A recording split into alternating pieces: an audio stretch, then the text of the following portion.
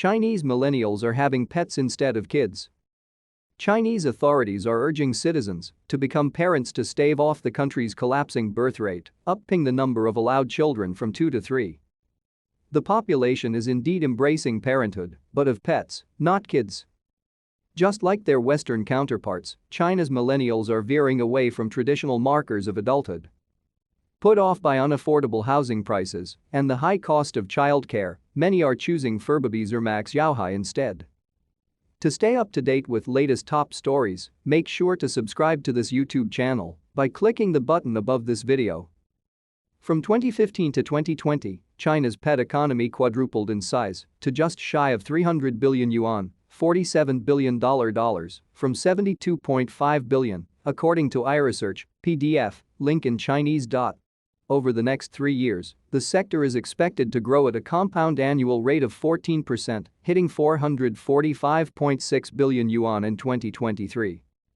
In a telling example of China's changing notions of parenthood, Nestle China reported a drop in baby formula sales for the first 9 months of 2021, citing lower birth rates. Business at its pet food division Purina, however, grew. Who are China's pet owners? The pet explosion marks a big shift in how people perceive domestic animals in China. Not long ago, dogs were considered pests, in large part due to a 1980s rabies outbreak, and until April, they were classified as livestock by the government.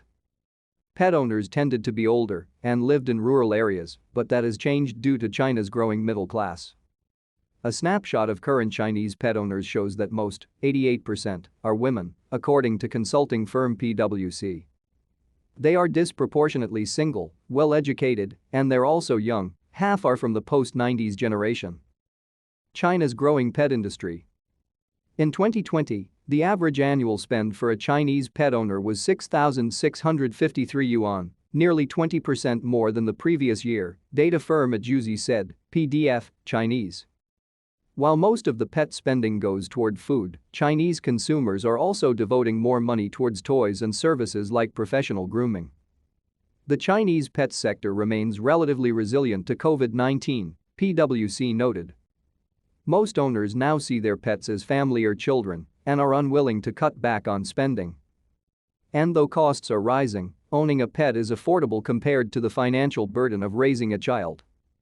In another sign of the times, Boki, PDF, China's largest pets platform, listed on the New York Stock Exchange in late 2020.